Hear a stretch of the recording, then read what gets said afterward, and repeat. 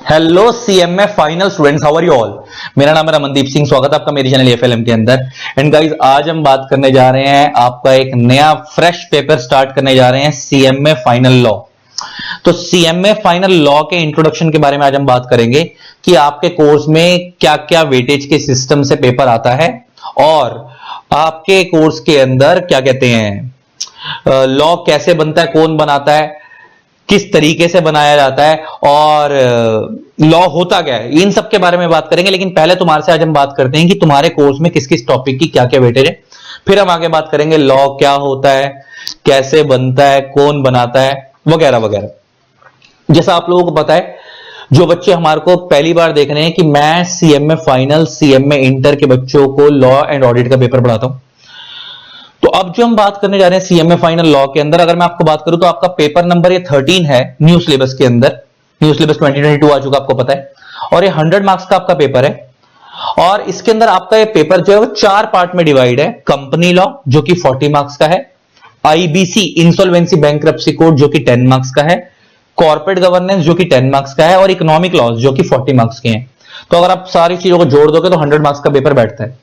देखो, इस company law के अंदर अगर मैं आपसे बात करूं ना, तो बहुत सारे चैप्टर्स ऐसे हैं, 3 या 4 चैप्टर जो आपने इंटर में भी पढ़े थे, जैसे example memorandum, article of association, types of companies वगैरह वगैरह। लेकिन वो जो आपने इंटर में पढ़े थे ना, वो सब बहुत लो लेवल पे पढ़ाए जाते हैं। यहां का लेवल ही अलग है।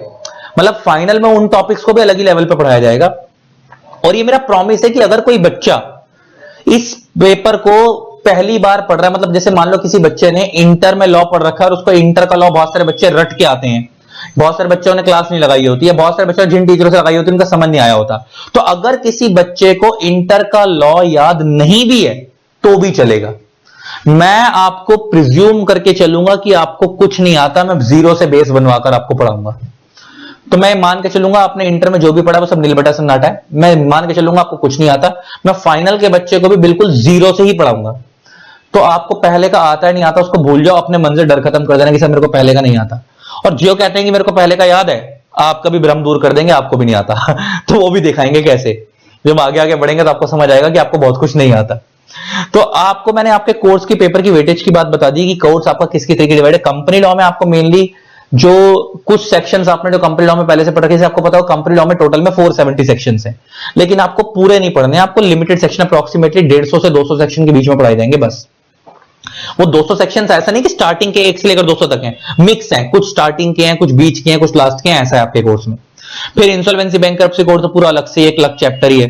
फिर कॉर्पोरेट गवर्नेंस है कि कंपनीज को अच्छे तरीके से चलाना, इज कॉल्ड कॉर्पोरेट गवर्नेंस, वो। और फिर इकोनॉमिक लॉज, इकोनॉमिक लॉ में आपका banking law, insurance laws, FEMA के लॉ सब पढ़ाए जाएंगे। नेक्स्ट लेवल एनालिसिस है, और मेरा प्रॉमिस है कि इस लेवल का एनालिसिस करवाएंगे। और एक बार अगर आप हमारी बुक कर लोगे और हमारे लेक्चर्स कर लोगे तो आपको अलग से कुछ नहीं करना, उससे बाहर पेपर नहीं आता। और हम आपको एक क्वेश्चन बैंक भी प्रोवाइड करते हैं अपने बच्चों को, जिसमें पास्ट अटेम्प्ट के questions, case study based question भी, उनके सजेस्टेड आंसर्स कवर होते हैं प्रैक्टिस करने के लिए। तो एक बार जो बच्चा हमारे लेक्चर्स कर लेगा, बुक कर लेगा, उसे अलग से कुछ नहीं करना होता, उससे बाहर पेपर नहीं आता। और आपको हमारी Google drive pen drive classes चाहिए हो तो ये नीचे नंबर मेरा फ्लैश हो रहा है, इस पे व्हाट्सएप पे मैसेज करके आप डिटेल्स ले सकते हो। ठीक है, चलो बात खत्म हो गई आपके पेपर में वेटेज वाइज क्या है। अब हम शुरुआत करते हैं आपके पेपर की कि लॉ क्या होता है, कैसे बनता है, कौन बनाता है। आज मैं ऑफिशियली कोई भी चैप्टर स्टार्ट नहीं करूंगा फॉर्मल तरीके से, आज सिर्फ आपका बेस बनवाएंगे। अगली क्लास से आपका चैप्टर स्टार्ट पे जाएंगे, आज सिर्फ प्रॉपर बेस बनाएंगे कि लॉ वगैरह का सिस्टम क्या रहता है पूरे इंडिया में। ठीक है जी, चलो करते हैं स्टार्ट। तो गाइस, अब हमने ये देख लिया कि आपके कोर्स में किस किस टॉपिक की क्या क्या वेटेज है। अब हम बात करेंगे लॉ क्या होता है, कैसे बनता है, कौन बनाता है। तीनों चीजों के बारे में बात करेंगे आपके कोर्स के अकॉर्डिंग। आज मैं ऑफिशियली कोई भी चैप्टर स्टार्ट नहीं करूंगा आपके कोर्स का, सिर्फ आज बेसिक बातें करेंगे लॉ को लेकर। लॉ क्या है, कौन बनाता है, कैसे बनता है, वगैरह वगैरह। अच्छा, मैं कभी किसी बच्चे से पूछता हूं ना लॉ क्या है, तो मेरे को पता है वो क्या बोलता है, सर कानून। ये तो वही बात हो गई, फ्रेंड मतलब कौन, दोस्त। इसका मतलब आप मेरे को समझा नहीं रहे हो, आप मेरे को इंग्लिश की हिंदी बता रहे हो। अब भगवान न करे किसी अंग्रेज ने तुम्हारे से पूछ लिया कि व्हाट इज लॉ, तो तुम क्या बोलोगे, कानून। अब तुम कानून बोलोगे तो कानून समझाना भारी पड़ जाएगा, कानून क्या होता है। सेम वही वाली हालात हो गए अगर मैं किसी बच्चे से पूछ लेता हूं ना एसेट क्या है, एसेट, तो पता वो क्या बोलेगा, लैंड, बिल्डिंग, अगर मैं बोलूंगा लाइबिलिटी क्या है तो कहेगा लोन। तो आप मेरे को एसेट और लाइबिलिटी नहीं समझा रहे हो, आप मेरे को उसके एग्जाम्पल दे रहे हो। तो अल्टीमेटली मैं आज ये वाली बात करूंगा कि अल्टीमेटली हमें चीज समझनी है कि वो चीज होती क्या है। तो लॉ क्या होता है, कैसे बनता है, कौन बनाता है, सबके बारे में बात करेंगे। मैं ना उल्टा चलूंगा मतलब इन द सेंस कि जैसे ना हम कैसे चलेंगे कि सबसे पहले हम करेंगे लॉ कौन बनाता है, हम ऐसे चलेंगे, इस प्रोसेस से चलेंगे। फिर हम देखेंगे लॉ कैसे बनता है, फिर आखिरी में बात करेंगे लॉ होता क्या है। मतलब मैं थोड़ा सा उल्टा चल रहा हूं, थोड़ा क्या पूरा ही उल्टा चल रहा हूं, वरना कायदे से मेरे को सिखाना क्या चाहिए था, लॉ क्या होता है, फिर कैसे बनता है, फिर कौन बनाता है। मतलब कैसे बनता है और कौन बनाता है मेरे को ऐसे सिखाना चाहिए था, लेकिन मैं उल्टा कैसे चल रहा हूं।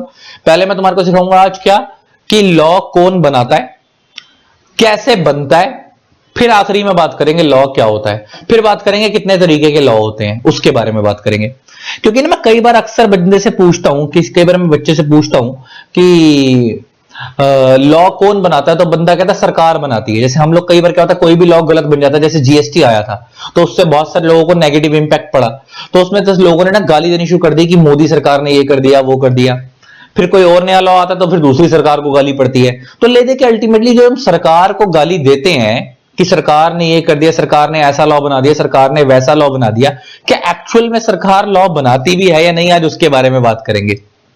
ठीक है जी, तो शुरुआत करते हैं। अब हम जो शुरुआत कर रहे हैं कि हमारे इंडिया में लॉ कौन बनाता है, ठीक है जी, उससे शुरुआत कर रहे हैं। फिर हम बात करेंगे कैसे बनता है, फिर उसके बाद हम बात करेंगे लॉ होता क्या है। तो आपको ना मैं बैकग्राउंड पर लेकर जा रहा हूं, मैं कहां पर लेकर जा रहा हूं आप लोगों को, 8th 9th क्लास के अंदर आप लोगों को सिविक्स में एक चीज सिखाई जाती थी। सिविक्स में 9th क्लास के अंदर इंडियन लीगल सिस्टम के, या उसको स्टेट भी बोलते हैं, 3 ऑर्गन्स होते हैं, वैसे तो 4 होते हैं लेकिन मेनली 3 ही होते हैं, आपको सिखाए जाते हैं। कुछ याद है आपको? 9th क्लास में सिखाई जाती है। बच्चा कहता है सर हमारे को 6 महीने पहले पढ़ाया हुआ याद नहीं है, आप 9th क्लास की बात कर रहे हो। मैं समझता हूं बेटा, सब समझता हूं। चलो चलो जरा देखो, तो हम लोगों ने 9th क्लास में पढ़ा था कि इंडियन लीगल सिस्टम के, इसको हम बोलते हैं इंडियन लीगल सिस्टम के, लीगल सिस्टम कह लो या इसको स्टेट कह लो, इसके 3 ऑर्गन्स होते हैं। ये हम लोगों ने 9th या 10th क्लास में पढ़ा था। अब एक क्या ऑर्गन थे मैं जरा आपको याद दिलाता हूं, किसी कईयों को तो अब मेरे बोलते ही याद आ भी गए होंगे। वो 3 ऑर्गन्स क्या क्या थे? एक था लेजिस्लेटिव बॉडीज,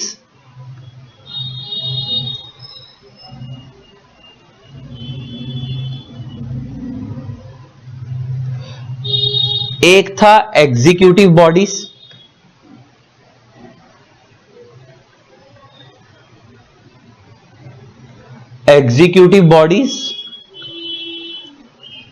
और एक था जुडिशियल बॉडीज।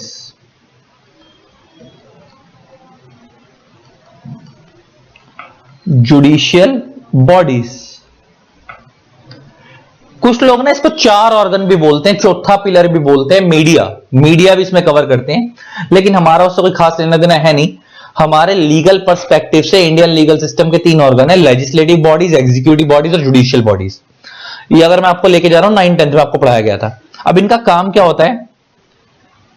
लेजिस्लेटिव बॉडीज का काम होता है to make laws.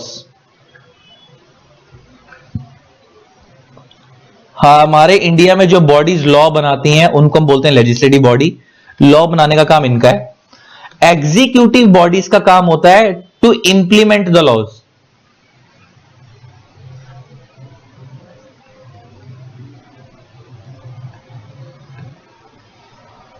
Judicial bodies का मतलब काम होता है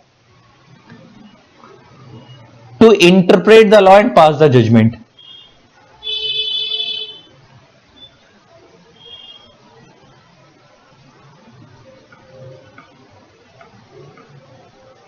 फिर इन बॉडीज में कौन कौन लोग आते हैं अभी उनके बारे में बात करेंगे। तो हम जो लोग बोलते हैं कि यार लॉ सरकार बनाती है, सरकार लॉ नहीं बनाती, सरकार लॉ चलाती है। अब सुनना बड़े ध्यान से मैं क्या बोलने वाला हूं। सरकार लॉ बनाती नहीं है, सरकार लॉ चलाती है। और दिक्कत क्या है कि हमारे इंडिया में जो दिखता है वही गाली खाता है, सामने जो दिख रहा है वही तो गाली खाएगा। अब मैं बताता हूं कैसे। हमारे इंडियन लीगल सिस्टम के 3 ऑर्गन्स हैं, legislative bodies, executive bodies, judicial bodies. Legislative bodies law बनाती हैं, एग्जीक्यूटिव बॉडीज उस लॉ को इंप्लीमेंट करवाती हैं, लागू करवाती हैं, चलवाती हैं, और जुडिशियल बॉडीज उस लॉ के बेस पे इंटरप्रेट करके जजमेंट पास करती हैं। अब इस लेजिस्लेटिव बॉडीज का काम है लॉ बनाना, और हमारे इंडिया में मेनली 2 ही लेजिस्लेटिव बॉडीज हैं। हमारे इंडिया के अंदर मेनली 2 ही लेजिस्लेटिव बॉडीज हैं, एक है पार्लियामेंट और दूसरा है स्टेट लेजिस्लेचर। हालांकि लोकल लेवल पे भी लॉज बनते हैं, लेकिन मेनली जो लॉ मेकिंग बॉडीज हैं वो 2 ही हैं, एक है पार्लियामेंट और दूसरा है स्टेट लेजिस्लेचर। इसको स्टेट लेजिस्लेचर को हम दूसरा नाम स्टेट लेजिस्लेटिव असेंबली भी बोलते हैं। आप ये लिखते चलना, क्योंकि मेरे को ना फिर बाद में डिलीट करना पड़ेगा, मैं हटाऊंगा इसमें से कुछ चीजें थोड़ा सा साफ साफ करने के लिए। चलो अभी के लिए ऊपर ऊपर यहीं रखते हैं। तो हमारे इंडिया में 2 लॉ मेकिंग बॉडी है, पार्लियामेंट और स्टेट लेजिस्लेचर। पहले इन्हीं के ऊपर बात करते हैं। देखो, जो हमारे इंडिया में ना 2 तरीके के लॉ होते हैं, एक वो वाले लॉ होते हैं जो पूरे इंडिया पे एप्लीकेबल होते हैं, और एक वो वाले लॉ होते हैं जो स्टेट टू स्टेट वेरी करते हैं, इस स्टेट का अलग दूसरी स्टेट का अलग। एग्जांपल लेके बात करते हैं, जो आप कंपनीज एक्ट 2013 पढ़ोगे, इनकम टैक्स 1961 पढ़ोगे, है ना, ट्रांसफर ऑफ प्रॉपर्टी एक्ट है, कॉन्ट्रैक्ट एक्ट है, सेल ऑफ गुड्स एक्ट है, ये सब जो आपने पढ़े हैं, ये वो वाले लॉ है जो पूरे इंडिया पे लगते हैं। एक तो ये वाले लॉ हो गए, एक वो वाले लॉ होते हैं जो स्टेट टू स्टेट वेरी करते हैं, इस स्टेट का अलग दूसरी स्टेट का अलग। एग्जांपल लेके बात करते हैं, motor vehicles act. Motor vehicles act क्या होता है, जैसे ट्रैफिक पुलिस वाला जब आप रोड पे जाते हो तो आपका चालान काटता है ना, तो वो जिस एक्ट के अकॉर्डिंग चालान काटता है उस एक्ट का नाम है मोटर व्हीकल्स एक्ट। अब ये ना हर स्टेट का अलग है। अच्छा, जैसे दिल्ली के अंदर क्या होता है कि जो बंदा कार चला रहा है उसको भी सीट बेल्ट लगानी है, जो बराबर में बैठा है उसको भी सीट बेल्ट लगानी है।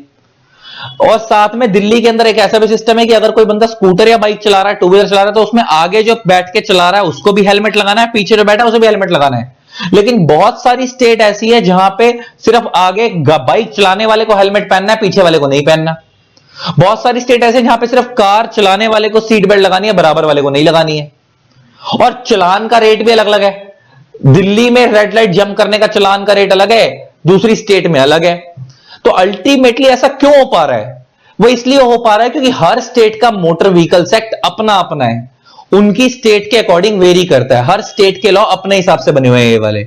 लेकिन अगर ऑन द अदर हैंड मैं कंपनी एक्ट की बात करूं, इनकम टैक्स एक्ट की बात करूं, अगर आप वो वाला लॉ वायलेट करोगे तो पूरे इंडिया में पेनल्टी सेम है। अगर आप दिल्ली की कोई कंपनी अगर वो यहां पे कोई लॉ तोड़ती है तो उसको भी सेम पेनल्टी लगेगी। अगर सेम वायलेशन कोई मुंबई में कंपनी करती है उसको भी सेम पेनल्टी लगेगी। तो वो लॉ जो पूरे इंडिया पे लगते हैं, एक वो वाली कैटेगरी वाले लॉ होते हैं, एक वो लॉ होते हैं जो स्टेट टू स्टेट वेरी करते हैं। तो जो पार्लियामेंट होती है ये वो वाले लॉ बनाती है जो होल इंडिया पे एप्लीकेबल होते हैं। पार्लियामेंट जो होती है ये वो वाले लॉ बनाती है जो होल इंडिया पे एप्लीकेबल होते हैं। एग्जाम्पल में लिख सकते हैं हम लोग, companies act 2013,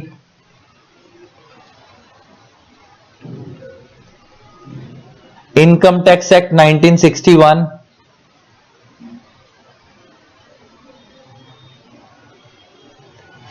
etcetera.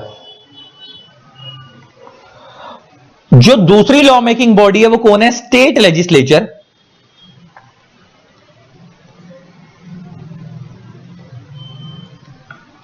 State legislature वो वाले लॉ बनाती है जो स्टेट टू स्टेट वेरी करते हैं।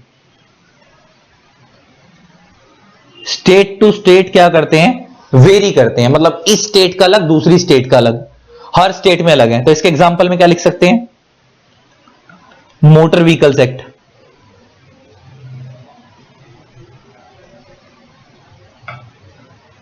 वैट। आपको पता होगा पहले सर्विस टैक्स होता था, वैट होता था, एक्साइज होता था, उसकी जगह पे जीएसटी आ गया। लेकिन वैट अभी भी खत्म नहीं हुआ। अगर आप दारू पे देखोगे, अल्कोहल वगैरह पे देखोगे तो आज भी वैट ही लगता है। तो वैट वगैरह भी खत्म है, वैल्यू एडेड टैक्स एटसेट्रा। तो ये हर स्टेट का अलग है। पेट्रोल पे वैट लगता है, दारू पे वैट लगता है ना। तो इन सब चीजों पे वैट लगता है। तो अल्टीमेटली हमारे इंडिया की 2 लॉ मेकिंग बॉडी है, पार्लियामेंट और स्टेट लेजिस्लेचर। पार्लियामेंट वो वाले लॉ बनाती है जो पूरे इंडिया पे लगते हैं, और स्टेट लेजिस्लेचर वो वाले लॉ बनाती है जो स्टेट टू स्टेट वेरी करते हैं, इस स्टेट का अलग दूसरी स्टेट का अलग। तो अब सुनना पड़े ध्यान से। पार्लियामेंट जो लॉ बनाती है इसको इंप्लीमेंट करवाती है सेंट्रल गवर्नमेंट। मतलब पार्लियामेंट ने लॉ तो बना दिया, लेकिन इसको इंप्लीमेंट कौन करवाएगी, लागू कौन करवाएगी कि इस लॉ को फॉलो कैसे करना है, किस डेट से करना है, वो सब कौन बताएगी, सेंट्रल गवर्नमेंट बताएगी। एंड इसको हम शॉर्ट में बोलते हैं CG, central government. And state legislature जो लॉ बनाती है इसको इंप्लीमेंट करवाती है state government, implemented by state government.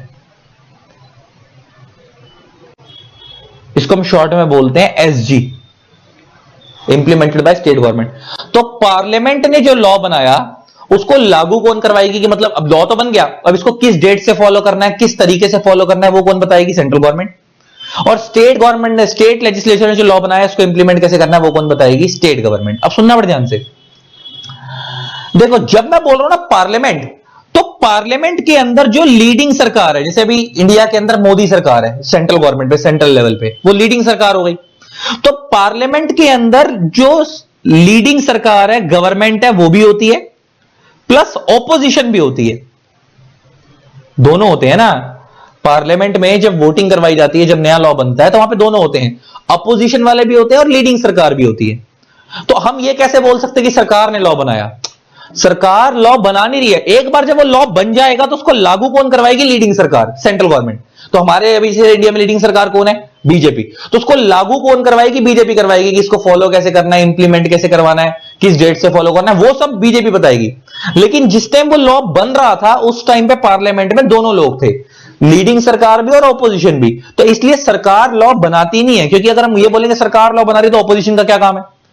सबकी वोटिंग करवाई जाती है, दोनों लोग होते हैं, उसके बाद वोटिंग के बेस पे लॉ पास होता है, उसमें एक मेजोरिटी का सिस्टम होता है, उसके रिक्वायर्ड मेजोरिटी रेजोल्यूशन पास करेगी तो आपका लॉ पास होगा, तो लॉ बनेगा।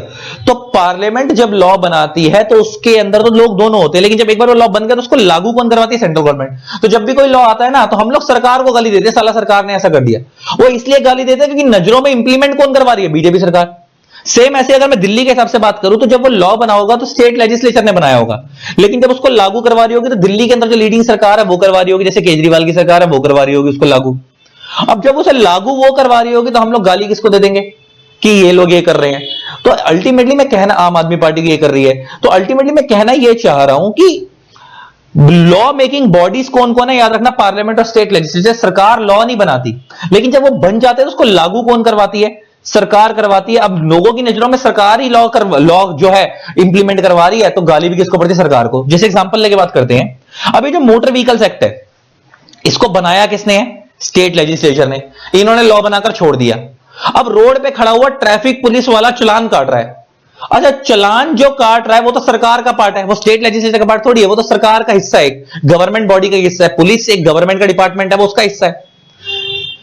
तो वो जो ट्रैफिक पुलिस वाला चालान काट रहा है, जब उसने अगर मान लो किसी ट्रैफिक पुलिस ने आपका 2000 रुपए का चालान काट दिया, तो आप गाली जिसने लॉ बनाया था स्टेट लेजिस्लेचर ने उसको नहीं दोगे, आप गाली किसको दोगे, उस ट्रैफिक पुलिस वाले को कि साले ने मेरा चालान काट दिया। यही बोलते आओगे ना घर में, किलसते किलसते आओगे कि साले ने मेरा चालान काट दिया आज। ऐसा क्यों, जबकि लॉ उसने थोड़ी बनाया है, लॉ तो स्टेट लेजिस्लेचर ने बनाया है, वो तो उस लॉ को सिर्फ इंप्लीमेंट करवा रहा है, उस चले हुए लॉ को इंप्लीमेंट कर रहा है। पुलिस वाला आपको अरेस्ट करने आता है, तो पुलिस कोई स्टेट लेजिस्लेचर थोड़ी है, state legislature law making body है, वो लॉ बना रही है, लेकिन उस लॉ के बेस पे अरेस्ट कौन करेगा आपको, पुलिस वाला। तो अगर वो पुलिस वाला आपको अरेस्ट करके ले जाएगा किसी कारण, किसी भी रीजन की वजह से, तो आप गाली लॉ मेकर को थोड़ी दोगे, आप तो गाली पुलिस वाले को दोगे, साला अरेस्ट करके ले गया मेरे को। क्योंकि हमारे को फ्रंट पे वही दिख रहा है। और वो सब किसका पार्ट है, सरकार का पार्ट है, स्टेट गवर्नमेंट का पार्ट है। गवर्नमेंट डिपार्टमेंट्स, पुलिस डिपार्टमेंट किसका पार्ट है, सरकार का पार्ट है। और सरकार लॉ बनाती नहीं है, सरकार क्या करती है, लॉ इंप्लीमेंट करवाती है। तो ये पुलिस वाले, ट्रैफिक पुलिस वाले अपना लॉ को जो बना हुआ लॉ से इंप्लीमेंट करवा रहे हैं, तो सामने पब्लिकली ये दिख रहा है तो गाली यही खाते हैं, मगर ये लॉ बनाया नहीं है, तो बने हुए लॉ को सिर्फ इंप्लीमेंट करवा रहे हैं। तो अल्टीमेटली हमारे को भी एक बात समझ आ गई, हमारे इंडिया में दो तरीके की लॉ मेकिंग बॉडी है, एक है पार्लियामेंट, एक है स्टेट लेजिस्लेचर। पार्लियामेंट वो वाले लॉ बनाती है जो पूरे इंडिया पे लगते हैं, एंड स्टेट लेजिस्लेचर वो वाले लॉ बनाती है जो स्टेट टू स्टेट वेरी करते हैं। पार्लियामेंट जो लॉ बनाती है उसको इंप्लीमेंट कौन करवाती है, सेंट्रल गवर्नमेंट। स्टेट लेजिस्लेचर जो लॉ बनाती है उसको इंप्लीमेंट कौन करवाती है, स्टेट गवर्नमेंट। तो इसीलिए जो हमने जो पहली बॉडी पढ़ी ना, लेजिस्लेटिव बॉडीज, इसके अंदर दो बॉडी है, पार्लियामेंट और स्टेट लेजिस्लेचर। और लेजिस्लेटिव बॉडी का काम क्या, टू मेक लॉज, और ये पार्लियामेंट और स्टेट लेजिस्लेचर का क्या काम है अब आपको समझ आ गया। ठीक है, तो हमारा पहला कंसेप्ट खत्म हो गया। तो ये एक तो हो गई लेजिस्लेटिव बॉडीज। अब आती है एग्जीक्यूटिव बॉडीज। एग्जीक्यूटिव बॉडीज का काम क्या है? टू इंप्लीमेंट लॉज, बने हुए लॉ का इंप्लीमेंट करवाना। तो इसके अंदर कौन कौन आता है? सेंट्रल गवर्नमेंट, क्योंकि सरकार लॉ बनाती नहीं है तो इंप्लीमेंटिंग बॉडी है ना। अभी हमने देख लिया कि जो लॉ बनाया पार्लियामेंट ने उसको इंप्लीमेंट सेंट्रल गवर्नमेंट करवाएगी। Central government, state government, government department जैसे पुलिस वगैरह हो गए ना, पुलिस के डिपार्टमेंट्स, ये सब किसका पार्ट है?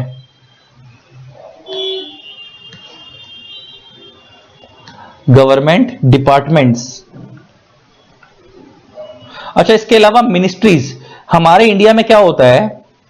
मिनिस्ट्रीज होती हैं, मिनिस्ट्रीज रूल्स बनाती हैं। अच्छा, एक्ट और रूल में फर्क होता है। जैसे हम पढ़ रहे हैं कंपनीज एक्ट, एक्ट में क्या होते हैं? सेक्शन, रूल्स अलग चीज होती है। अभी एक्ट और रूल्स में क्या फर्क होता है अभी आगे जाके वो भी बताऊंगा, अभी आगे जाके वो भी बताऊंगा। तो जो एक्ट होता है वो पार्लियामेंट बना रही है, लेकिन जो रूल्स होते हैं वो मिनिस्ट्रीज बनाती हैं, गवर्नमेंट बनाती है। गवर्नमेंट ने पावर दे रखी है मिनिस्ट्रीज को, तो मिनिस्ट्रीज भी इसके अंदर आती हैं। तो जितनी बड़ी बड़ी ministry, ministry of finance, ministry of corporate affairs, ये सब यहां आती हैं।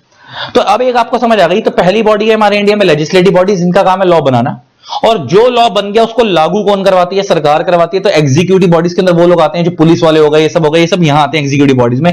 तो इनका काम है लॉ को इंप्लीमेंट करवाना, जो लॉ बन चुका उसे क्या करवाना? इंप्लीमेंट करवाना। तो ये हमारी एग्जीक्यूटिव बॉडीज हो गई। और तीसरी कौन सी आती है? Judicial bodies. जुडिशियल बॉडीज का काम क्या है?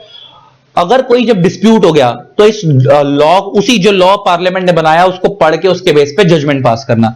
तो इसके अंदर क्या क्या आते हैं? कोर्ट्स आते हैं, district courts,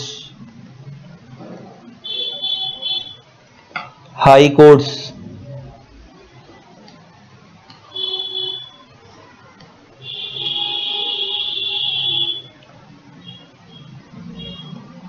supreme court,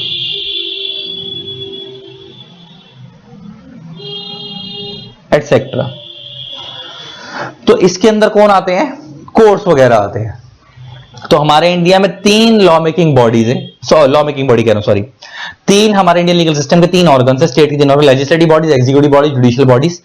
legislative bodies इनका काम क्या है? लॉ बनाना। एग्जीक्यूटिव बॉडीज इनका काम है टू इंप्लीमेंट लॉस। और तीसरा अगर जुडिशियल बॉडी, इनका काम क्या है? उस लॉ को इंटरप्रेट करके जजमेंट पास करना है। जो मैंने लिखा ना स्टेट लेजिस्लेचर, लेजिस्लेचर का मतलब ही लॉ मेकर होता है, लॉ बनाना।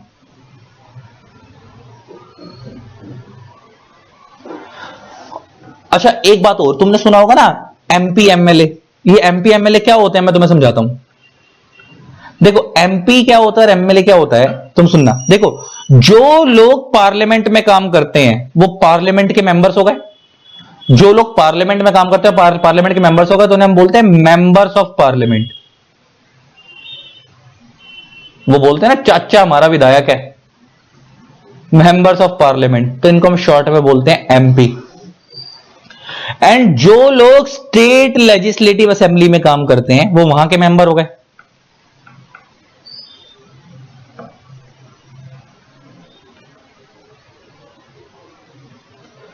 तो इनको हम बोलते हैं members of state legislative assembly, जो यहां के काम कर रहे हैं। मेंबर्स ऑफ लेजिस्लेटिव असेंबली बोलते हैं इसको शॉर्ट में, members of legislative assembly. And short में हम इसको बोलते हैं एमएलए। आई होप बात समझ आ गई होगी। तो एमएलए बड़ा है एमपी बड़ा? एमपी बड़ा, क्योंकि एमपी जो है वो पार्लियामेंट का मेंबर है, और पार्लियामेंट वो वाले लॉ बनाती है जो पूरे इंडिया पे लगते हैं। और जो एमएलए है वो स्टेट लेजिस्लेटिव असेंबली का मेंबर, और ये वो लॉ बनाती है जो स्टेट टू स्टेट वेरी करते हैं। ठीक है जी, तो ये हो गई हमारी कहानी खत्म। हमने अभी एक चीज समझी कि इंडियन लीगल सिस्टम के कितने ऑर्गन होते हैं, ये बात खत्म हो गई। अच्छा, हमारे इंडिया में कोई भी बंदा कोई भी काम कर रहा है, उसको वो काम करने की जो पावर, ऐसे जो पार्लियामेंट, तुम्हारा बताया पार्लियामेंट लॉ बनाती है, ये पार्लियामेंट को लॉ बनाने की पावर आई कहां से है? ये जो स्टेट लेजिस्लेचर लॉ बना रही है, इसको लॉ बनाने की पावर आई कहां से है? मैं उसके बारे में बात करूंगा। ये जो कोर्ट न्याय दे रहा है, इनको न्याय देने की पावर आई कहां से है?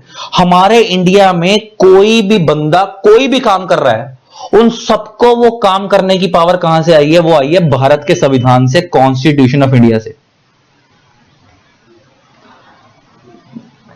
अच्छा, अब मैं किसी बच्चे से पूछ लेता ना व्हाट इज कॉन्स्टिट्यूशन, तो पता है मेरे को क्या बोलेगा?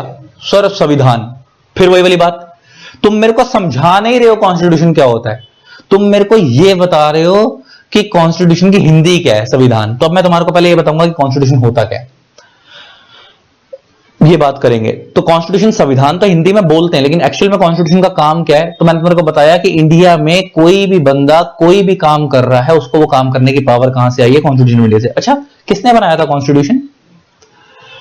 कॉन्स्टिट्यूशन बनाया था doctor B are Ambedkar ji ने। याद आ रहा कुछ? कब, कहां पढ़वाया गया था तुम्हारे? और बेसिकली ये बनाया नहीं गया था, मतलब इन्होंने नहीं बनाया था, मतलब इनका मेन रोल है इसलिए इनका नाम लिया जाता है। ये कॉन्स्टिट्यूएंट असेंबली सेटअप की गई थी, उसमें बहुत सारे फ्रीडम फाइटर्स थे, उसमें सबसे बड़ा रोल इनका था, इसलिए इनका नाम ऊपर आता है। Doctor B are Ambedkar ji ने बनाया था। और बेसिकली बनाया नहीं गया था, डिफरेंट डिफरेंट कंट्रीज से अडॉप्ट किया गया था, अलग अलग कंट्रीज से अडॉप्ट किया गया था और उसको फिर इंडिया के अकॉर्डिंग मॉडिफाई किया गया था। तो doctor B are Ambedkar ji ने बनाया था। तो और ये हमारे इंडिया में लागू कब से हुआ था? 26 जनवरी 1950 से। तो इसीलिए इसको आप लोग जो रिपब्लिक डे मनाते हो वो इसी वजह से मनाते हो, है ना। तो अब ये कॉन्स्टिट्यूशन ऑफ इंडिया जो है, मैं किसी बच्चे से पूछता हूं व्हाट इज कॉन्स्टिट्यूशन, तो वो मेरे को पता बोलता है भारत का संविधान। तो ये तो अपने हिंदी बताई। अब व्हाट इज कॉन्स्टिट्यूशन एक्चुअली में तुमसे कोई पूछ ले एक लाइन में कि व्हाट इज कॉन्स्टिट्यूशन, तो तुम पता है क्या बताओगे? It is a fundamental document which shows path. It is a fundamental document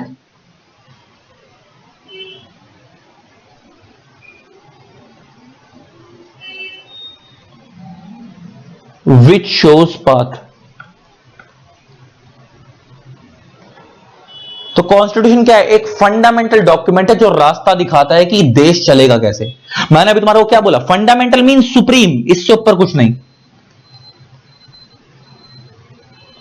अच्छा इसीलिए इससे हम पता, आपको पता है कॉन्स्टिट्यूशन को इंडिया में मदर ऑफ ऑल लॉज भी कहा जाता है। It is also known as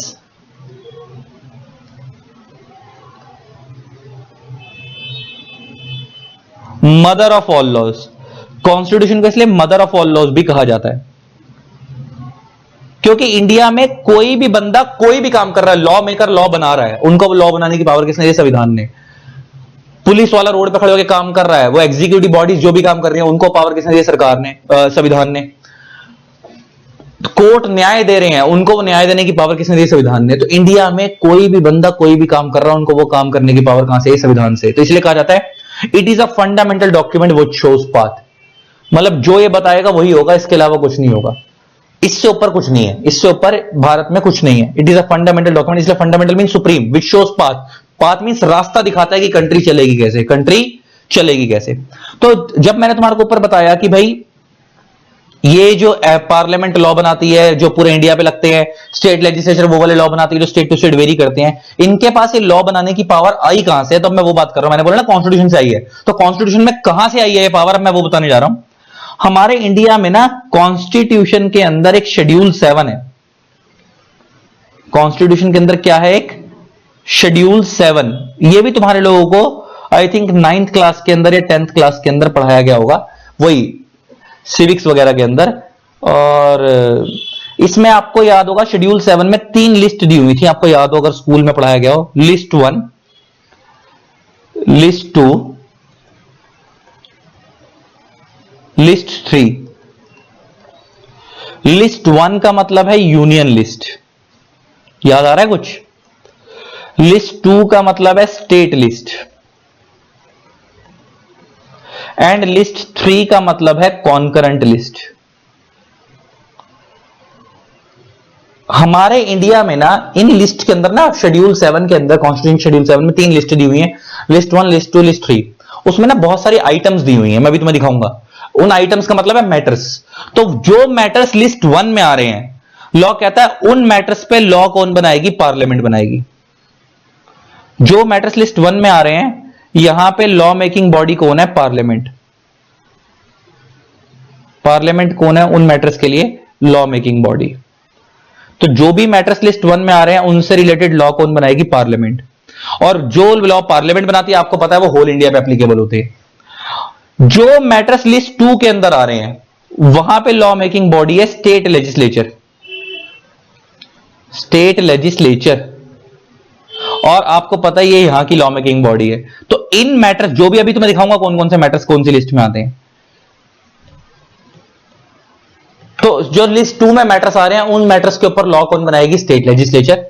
और एक है कंकरेंट लिस्ट, जहां पे पार्लियामेंट प्लस स्टेट लेजिस्लेचर दोनों मिलकर लॉ बनाएंगे। पार्लियामेंट प्लस स्टेट लेजिस्लेचर दोनों मिलकर लॉ बनाएंगे।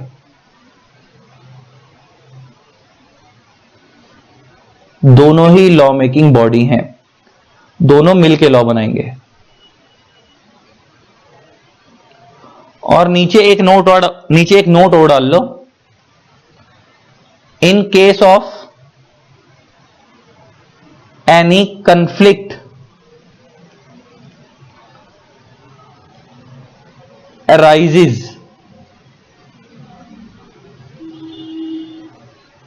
between parliament and state legislature,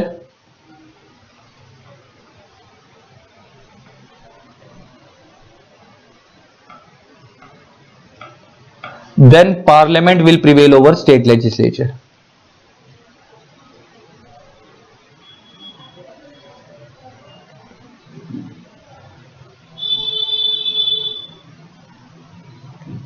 state legislature.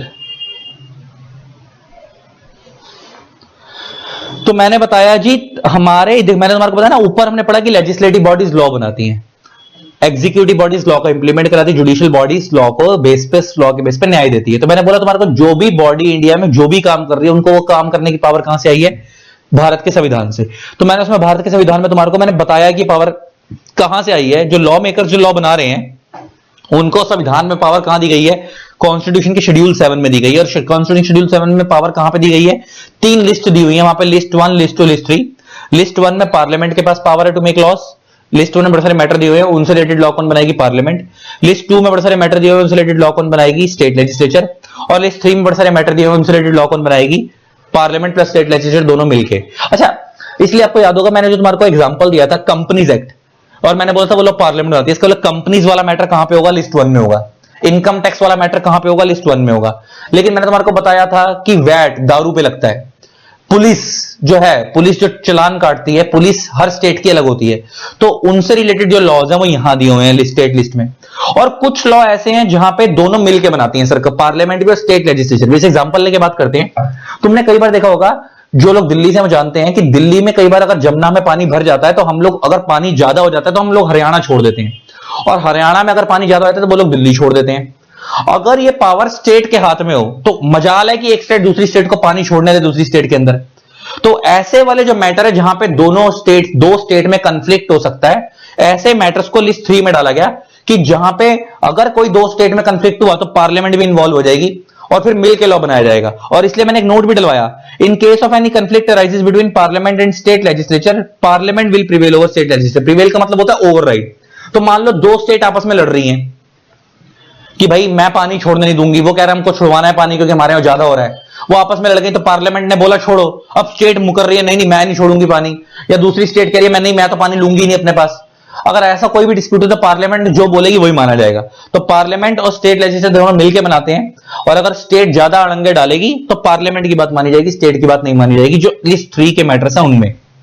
ठीक है, तो अब मैं तुम्हारे को ना दिखाता भी हूं शेड्यूल 7 प्रैक्टिकली कि कौन कौन से मैटर किन किन लिस्ट में आते हैं। तो जो मैटर लिस्ट 1 में आएंगे उनसे रिलेटेड लॉ कौन बनाएगी? पार्लियामेंट। जो मैटर लिस्ट 2 में आएंगे उनसे रिलेटेड लॉ कौन बनाएगी? State legislature. और जो मैटर लिस्ट 3 में आएंगे उनसे रिलेटेड लॉ कौन बनाएगी? पार्लियामेंट प्लस स्टेट लेजिस्लेचर दोनों मिलकर बनाएंगे। अब तो मैं दिखाता हूं। अब ये देखो गाइस खुल गया। अब ये देखो लिस्ट 1, यहां पे नाम क्या दिया हुआ है? Schedule list 1 union list 7 schedule के अंदर दी हुई है कॉन्स्टिट्यूशन के। खुल गया था, पहले ऊपर खुल नहीं रहा था ना, नेट की दिक्कत आ रही थी। अब देखो इसमें जो मैटर्स दिए हुए हैं, डिफेंस ऑफ इंडिया, जैसे आपको पता होगा इंडिया में डिफेंस वालों के खुद के एक्ट हैं, मिलिट्री वालों के खुद के एक्ट हैं, arms, atomic energy, central bureau CBI, ये सबसे रिलेटेड जो मैटर्स हैं लिस्ट 1 में दिए हुए हैं, इनसे रिलेटेड लॉ कौन बनाएगी? पार्लियामेंट। लिस्ट 1 के मैटर्स हैं। वॉर से रिलेटेड लॉ, रेलवे से रिलेटेड लॉ, आपको पता है रेलवे सेंट्रल का मैटर है ना, कहते हैं ना जो लोग रेलवे में जॉब करते हैं सेंट्रल गवर्नमेंट जॉब है। एयरवे से रिलेटेड लॉ। अच्छा, जो हम लोग कंपनीज की बात कर रहे थे तो मैं जरा उसके बारे में भी तुम्हारे को लेके चलता हूं। ये देखो यहां पे आ रहा, ये आ रहा है, यहां पे ये रहा entry number 43 and entry number 44। इसको हम एंट्री नंबर बोलते हैं। Incorporation regulation binding of trading corporations including banking company, insurance company, financial but not including cooperative societies. And in 44 पे आ रहा है incorporation regulation binding of corporation whether trading और not with object not confined to one set but not including universities. मतलब वो companies जो trading में deal करती हैं, इन कॉर्पोरेशन की बात हो रही है, मतलब कंपनीज बनाने की बात हो रही है कोऑपरेटिव सोसाइटी को छोड़कर, और नीचे वाले में 44 में जो ट्रेडिंग में नहीं भी डील करती, नॉर्मल सर्विस सेक्टर वाली हर तरह की कंपनी है। तो लेते हैं कि कंपनीज तो आ गई ना, तो कंपनीज एक्ट, इसका मतलब क्योंकि कंपनी से रिलेटेड लॉ कहां बनेंगे, लिस्ट 1 में मैटर दिया हुआ है तो इसलिए पार्लियामेंट बनाती है। अच्छा, इंडिया में बैंकिंग रेगुलेशन एक्ट है क्योंकि बैंकिंग मैटर कहां दिया हुआ है, बैंक्स के लिए यहां पे दिया हुआ है। इंडिया में इंश्योरेंस के लॉ है, इंश्योरेंस एक्ट, तो वो कहां पे आ गया, यहां पे आ गया। सेबी के लॉज हैं, वो भी पूरे इंडिया में लगते हैं, स्टॉक एक्सचेंज के लॉज हो यहां पे। तो ले लेते कि जो लिस्ट 1 के मैटर है, इनसे रिलेटेड लॉ कौन बनाती है, पार्लियामेंट। ये हमने लिस्ट 1 देख ली। लिस्ट 2 पे चलते हैं, ऐसे बहुत सारी एंट्रीज दी हुई हैं। अब लिस्ट 2 पे चलते हैं, तो लिस्ट 1 में जो मैटर्स दिए हुए हैं इनसे रिलेटेड लॉ कौन बनाएगी, पार्लियामेंट। लिस्ट 2 पे चलते हैं, लिस्ट 2 लिस्ट 2 लिस्ट 2, हाँ लिस्ट 2। अब लिस्ट 2 के अंदर क्या क्या आ रहा है, पब्लिक ऑर्डर। अच्छा, पब्लिक ऑर्डर मगर not but not including the use of novel और मिलिट्री, क्योंकि मिलिट्री वगैरह ऊपर कवर थी। इसके अलावा जो बाकी चीजें, जैसे एग्जांपल पुलिस वगैरह, देखो नीचे की तरफ आ रही है ना, या हाई कोर्ट्स। अच्छा, आपको पता होगा हाई कोर्ट जो है low except supreme court, supreme court तो इंडिया लेवल पे हो गया, हाई कोर्ट हर स्टेट का अपना होता है, तो अपने लेवल पे लॉ बनाते हैं। लोकल गवर्नमेंट, एग्जांपल एमसीडी वगैरह, म्युनिसिपैलिटी वगैरह, है ना, इन सबसे रिलेटेड लॉ कौन बनाएगी, स्टेट लेजिस्लेचर। ये लिस्ट 2 का मैटर हो गया जो तुम्हारे को मैंने बताया था। एग्रीकल्चर आपको पता हर स्टेट का अलग होता है, तो उससे रिलेटेड मैटर कहां पे आ गया, लिस्ट 2 में। और नीचे चलते चलते चलते हैं, लैंड से रिलेटेड लॉ, आपको पता होगा प्रॉपर्टी का सिस्टम हर स्टेट का अलग होता है, तो उससे रिलेटेड लॉ भी कहां आते हैं, लिस्ट 2 में। अच्छा, taxes on alcohol liquor, alcoholic liquor for human consumption, कुछ याद आ रही होगी बात, मैंने बताया था वैट लगता है उसके ऊपर, और हर स्टेट टू स्टेट वेरी करता है। मैंने बोलता वैट स्टेट का मैटर, हर स्टेट टू स्टेट वेरी करता है, इसलिए लिस्ट 2 में आ रहा है। स्टेट लेजिस्लेचर इससे रिलेटेड लॉ बनाती है। फिर तीसरी लिस्ट आती है कौन सी, कंकरेंट लिस्ट। ये रही लिस्ट 3 आ गई, कंकरेंट लिस्ट। इसमें आता है क्रिमिनल लॉ। अच्छा, क्रिमिनल लॉ में क्या होता है, आपको पता होगा हमारे इंडिया में क्रिमिनल प्रोसीजर कोड है, सिविल प्रोसीजर कोड है। अब तो इनकी जगह पे दूसरे लॉ आ गए हैं, इनकी जगह पे भारतीय न्याय संहिता और ये सब लॉ आ रहे हैं नए नए। तो ये जो इंडिया में लॉ बन रहे हैं, जो नए नए आ रहे हैं क्रिमिनल लॉ, ये सब में क्या होता है कि ये तो सेंट्रल एक्ट हो गए, प्लस हर स्टेट को भी पावर दी हुई है क्राइम को हैंडल करने के लिए। तो वहां पे पार्लियामेंट प्लस स्टेट दोनों मिलकर हैंडल कर रही है उस चीजों को, इसलिए ऐसे वाले मैटर कहां पे आते हैं, कॉन्करेंट लिस्ट के अंदर आते हैं। तो ये थर्ड मैटर हो गया, जो इसमें वो वाले मैटर आ गए जो लिस्ट 3 में आते हैं। तो आपको समझ आ गए कि कुछ मैटर ऐसे जो लिस्ट 1 में है उसमें पार्लियामेंट लॉ बनाएगी, कुछ मैटर ऐसे जो लिस्ट 2 में है उसमें स्टेट लेजिस्लेचर लॉ बनाएगी, कुछ ऐसे यहाँ पे दोनों मिलकर लॉ बनाएंगे, तो वो वाले मैटर कहां आते हैं, लिस्ट 3 के अंदर आते हैं। ठीक है, तो आपने प्रैक्टिकली भी देख लिया शेड्यूल 7 कैसा दिखता है और उसकी एंट्रीज जो उसमें मैटर्स हैं वो कैसे कैसे हैं। अब आगे बढ़ते हैं। तो गाइस, अब आपको यह समझ आ गया कि लॉ कौन बनाता है। अब हम बात करते हैं कि लॉ बनता कैसे है। हमारा वो जो 3 क्वेश्चन थे जो मैंने कहा था उल्टा चलेंगे, पहले बात करेंगे लॉ बनाता कौन है, फिर बात करेंगे लॉ बनता कैसे है, फिर बात करेंगे कि लॉ होता क्या है। तो हमारा पहला क्वेश्चन खत्म हो गया, लॉ कौन बनाता है, और वो आपको क्लियर हो चुका है, वो लॉ मेकिंग बॉडीज कौन कौन सी है, पार्लियामेंट और स्टेट लेजिस्लेचर। अब हम बात करते हैं कि लॉ बनता कैसे है। देखो, लॉ कैसे बनता है मैं उसके बारे में बात करता हूं। देखो, ये जो हम पढ़ते हैं कंपनीज एक्ट 2013, हम पढ़ रहे हैं इनकम टैक्स एक्ट 1961। तो ये जो एक्ट होता है, एक्ट, ये एक्ट का मतलब अपने आप में लॉ होता है। लेकिन एक्ट ना अपने आप में कभी भी कंप्लीट लॉ नहीं होता, ये याद रखना। एक्ट का मतलब लॉ जरूर होता है लेकिन ये कंप्लीट लॉ नहीं होता। देखो, 4 चीजों को जोड़ के कंप्लीट लॉ बनता है, act plus rules plus circulars plus notifications. इन चारों चीजों को जोड़ देंगे तो क्या बनेगा, लॉ बनेगा। Act plus rules plus circulars plus notification, सब चारों चीजों को जोड़ देंगे तो क्या बनेगा, लॉ। अब इन चारों में क्या फर्क होता है वो समझाऊंगा, अभी वो भी समझाऊंगा। अभी बात करते हैं कि सर ये जो एक्ट है, एक्ट, क्योंकि सबसे बड़ा मेन चीज यही है, जितने भी सेक्शंस होते हैं यही होते हैं। एक्ट कैसे बनता है उसी के बारे में बात कर रहे हैं। अच्छा, एक कंपनीज एक्ट मैंने तुम्हारे को बताया पार्लियामेंट बनाती है, और जो मोटर व्हीकल्स एक्ट था वो स्टेट का लॉ था, तो वो वाले एक्ट कौन बनाती है, स्टेट लेजिस्लेचर। तो एक्ट भी पार्लियामेंट भी बना सकती है, स्टेट लेजिस्लेचर बना सकती है। एक्ट बनाने की पावर दोनों के पास है, बस पार्लियामेंट वो वाले एक्ट बनाएगी जो पूरे इंडिया पे लगेंगे, और स्टेट लेजिस्लेचर वो वाले एक्ट बनाएगी जो स्टेट टू स्टेट वेरी करेंगे। तो अब हम ना लॉ मेकिंग प्रोसेस पढ़ रहे हैं पार्लियामेंट वाला। पार्लियामेंट लॉ कैसे बनाती है, पार्लियामेंट लॉ कैसे बनाती है, अब हम पार्लियामेंट का लॉ मेकिंग प्रोसेस पढ़ रहे हैं। पार्लियामेंट का लॉ मेकिंग प्रोसेस पढ़ रहे हैं अब हम, ठीक है। देखो कोई भी एक्ट बनने से पहले बिल होता है, बिल आपने सुना होगा ना, बिल पास हो गया, ये हो गया, वो हो गया। तो बिल का मतलब होता है ड्राफ्ट लॉ। तो सबसे पहले एक ड्राफ्ट रेडी किया जाता है, लॉ मेकर्स बैठते हैं, एक्सपर्ट्स की टीम बैठती है, सबसे पहले एक बिल रेडी किया जाता है, उसको हम बोलते हैं ड्राफ्ट लॉ। उस बिल को both the houses of parliament से पास कराया जाता है। अच्छा, both the houses of parliament कौन कौन से हो गए? लोकसभा और राज्यसभा।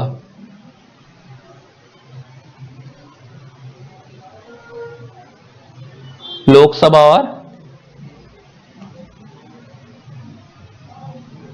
राज्यसभा। तो कोई भी एक्ट बनने से पहले बिल होगा, उस बिल को both the house of parliament से पास कराएंगे, लोकसभा और राज्यसभा। जब लोकसभा भी पास कर देगी, राज्यसभा भी पास कर देगी, देन उसके बाद प्रेसिडेंट ऑफ इंडिया की असेंट दिलवाएंगे। प्रेसिडेंट ऑफ इंडिया उसके ऊपर अपनी क्या देंगे? असेंट देंगे। असेंट का मतलब होता है कंसेंट, सहमति। उस बिल के ऊपर अपने साइन कर देंगे, बिल के ऊपर क्या कर देंगे? अपने साइन कर देंगे, सहमति। Then that bill becomes act. उसके बाद वो बिल क्या बन जाएगा? एक्ट बन जाएगा। और एक बार वो एक्ट बन गया तो फिर वो लॉ बन गया। Then that bill becomes act.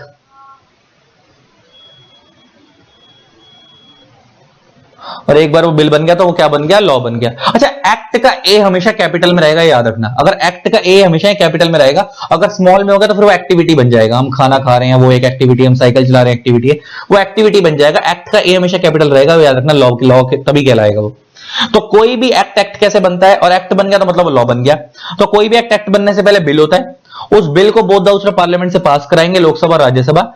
उसके प्रेसिडेंट के उसके ऊपर साइन कराएंगे, उसके बाद वो बिल क्या बन जाएगा? एक्ट बन जाएगा, जैसे साइन हो गए।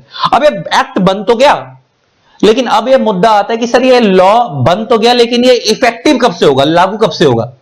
तो सर जब ये एक्ट बनता है ना, तो इसको, इस एक्ट को, एक्ट बनने के बाद ऑफिशियल गजेट ऑफ इंडिया में पब्लिश कर दिया जाता है। Official gazette of India. अच्छा, ऑफिशियल गजेट ऑफ इंडिया को हिंदी में बोलते हैं भारत का राजपत्र। हिंदी में क्या बोलते हैं? भारत का राजपत्र। और इसके अंदर ना एक डेट बताई जाती है। अच्छा, इसकी ना भारत सरकार की वेबसाइट है, तुम्हें दिखा भी दूंगा ये कहां पे आता है लॉ। एक भारत सरकार की वेबसाइट है egazette.nic.in। तो कोई भी इंडिया में जो नया लॉ बनता है ना, वो इस वेबसाइट पे अपलोड होता है। कोई भी इंडिया में जो नया लॉ बनता है वो इस वेबसाइट पे अपलोड होता है। तो जब वो लॉ बन गया तो लॉ तो बन गया, अब ये लागू कब से होगा, किस डेट से फॉलो करना है, वो ना इधर क्या होता है कि जब वो लॉ बन गया ना, तो इस ऑफिशियल गजेट में ना एक डेट बता दी जाती है। इसको एक कागज में पब्लिश किया जाता है, तो हम ऑफिशियल गजेट बोलते हैं। और उसमें एक डेट बता दी जाती है कि भाई ये लॉ इस डेट से इफेक्टिव होगा। अगर कोई डेट बताई है तो उस डेट से इफेक्टिव होगा। अगर कोई डेट नहीं बताई तो जिस दिन पब्लिश किया गया था उसी डेट से इफेक्टिव होगा। मैं समझाता हूं कैसे। मान लो कोई प्रेसिडेंट ने किसी लॉ को असेंट दी, जब वो एक्ट बना, मान लो प्रेसिडेंट ने किसी लॉ को असेंट दी 1/1/2024 को, प्रेसिडेंट ने लॉ को असेंट दी, एंड मान लेते हैं सेम डे उसे ऑफिशियल गजेट में पब्लिश भी कर दिया गया।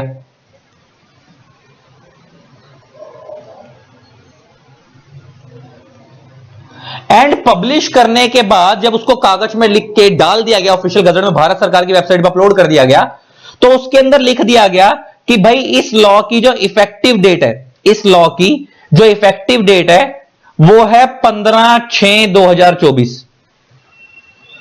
तो अगर ऐसी कोई डेट बताई है तो उस डेट से इफेक्टिव होगा वो लॉ। और अगर ऐसी कोई डेट नहीं बताई तो जिस दिन पब्लिश किया गया था 1 तारीख को, उसी डेट से इफेक्टिव हो जाएगा। तो मैंने क्या बोला, फटाफट सम अप करो। तो कोई भी जब लॉ बनता है तो उसको ऑफिशियल गजेट में पब्लिश करते हैं और उसके अंदर बताते हैं इफेक्टिव डेट क्या होगी। अगर कोई डेट बताई है, जैसे हमारा ये लॉ पब्लिश हुआ 1 तारीख को, प्रेसिडेंट ने पास भी करा था 1 को, और पब्लिश हुआ 1 तारीख को, और पब्लिश करने के उसमें डेट बता दी कि नहीं ये पास तो 1 जनवरी को हुआ है लेकिन इफेक्टिव होगा 15 जून से। अगर ऐसी कोई डेट बताई है तो उस डेट से इफेक्टिव होगा। अगर ऐसी कोई डेट नहीं बताई तो जिस दिन ये पब्लिश किया गया था 1 तारीख को, उसी डेट से लॉ लागू हो जाएगा, पूरे इंडिया पे इफेक्टिव हो जाएगा। अब तो मैं दिखा भी देता हूं भारत सरकार की वेबसाइट, ये लो जी, देखो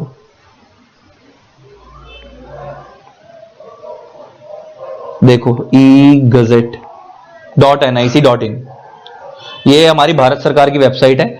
हमारे इंडिया में कोई भी जब नया लॉ बनता है तो वो इस वेबसाइट पे आता है। ये रहा, ये रहा।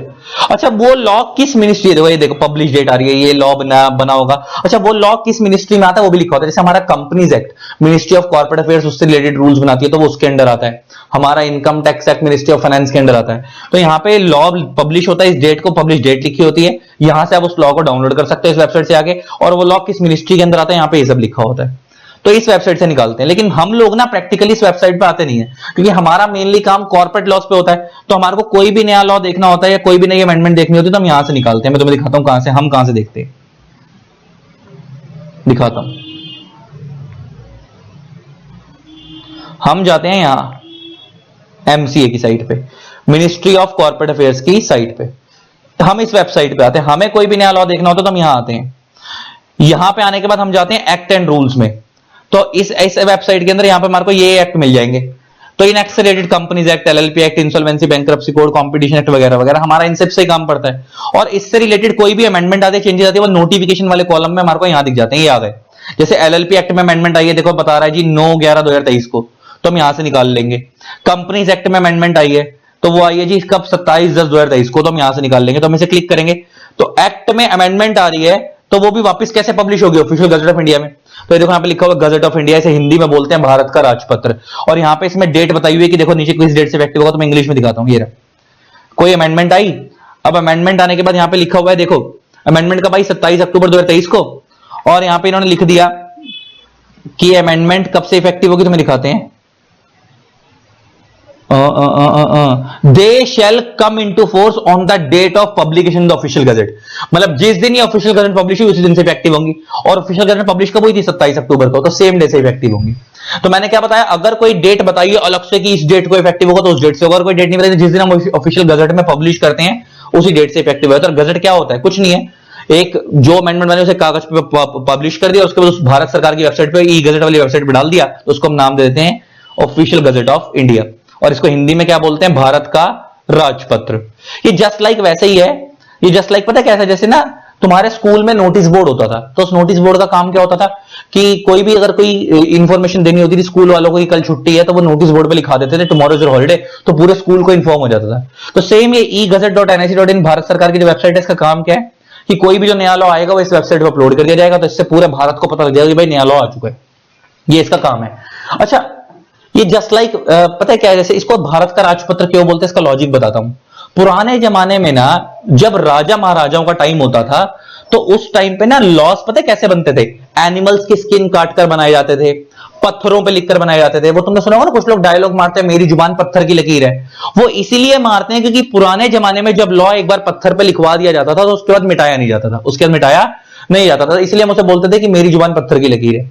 अच्छा, उस टाइम पे इंटरनेट वगैरह तो होता नहीं था, तो राजा जब लॉ बना देता था तो उस लॉ को पूरे गांव में डिस्ट्रीब्यूट करवाया जाता था, और उसे हम बोलते थे कि राजा का राजपत्र आ गया। क्या बोलते थे, राजा का राजपत्र आ गया। अच्छा, आज के डेट में राजा कौन है, भारत सरकार हमारे इंडिया में। और लॉ कौन बनाती है, तो आपको पता है पार्लियामेंट वगैरह जब ये लॉ बना देती है तो सब भारत को रिप्रेजेंट कर रहे हैं, तो हम लोग क्या बोलते हैं, भारत का राजपत्र आ गया। तो पहले जो राजा का राजपत्र होता था अब वो भारत का राजपत्र हो गया। आई होप आपको समझ आया होगा कि इसको राजा भारत का राजपत्र क्यों बोलते हैं, लॉजिक बैकग्राउंड। तो अब ये लॉ कैसे बनता है आपको समझ आ गया। तो कोई भी लॉ बनने से पहले बिल होगा, उसे बोथ हाउस ऑफ पार्लियामेंट से पास कराएंगे, देन प्रेसिडेंट के साइन होंगे, देन उसके बाद वो एक्ट बन जाएगा। उसके बाद उसे ऑफिशियल गजट पब्लिश करेंगे, ऑफिशियल गजट ऑफ इंडिया में। अगर पब्लिश करने के बाद कोई डेट बताई होगी तो उस डेट से इफेक्टिव होगा, नहीं बताई तो जिस दिन पब्लिश किया गया था उसी डेट से इफेक्टिव होगा। ये तो हो गई बात कौन सी जी, कि पार्लियामेंट जो लॉ बना, पार्लियामेंट का लॉ मेकिंग प्रोसेस क्या है। अब हम बात करते हैं स्टेट लेजिस्लेचर का लॉ मेकिंग प्रोसेस।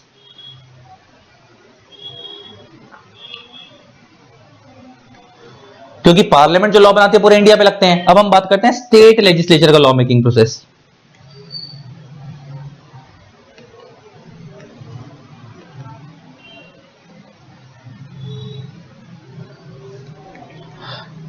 क्योंकि स्टेट लेजिस्लेचर जो लॉ बनाती है वो स्टेट टू स्टेट वेरी करते हैं। अब इनका क्या प्रोसेस है, अब इसको देखो। देखो यहां पे पहला सिस्टम सेम है, कोई भी एक्ट बनने से पहले बिल होगा, और बिल का मतलब क्या होता है, वही ड्राफ्ट लॉ, एक ड्राफ्ट लॉ रेडी किया जाएगा। देन उसको क्या करते थे, both the house of parliament से पास कराते थे, इसको both the houses of state legislature से पास करवाएंगे। अच्छा, both the houses of state legislature कौन से हैं? विधानसभा और Vidhan Parishad.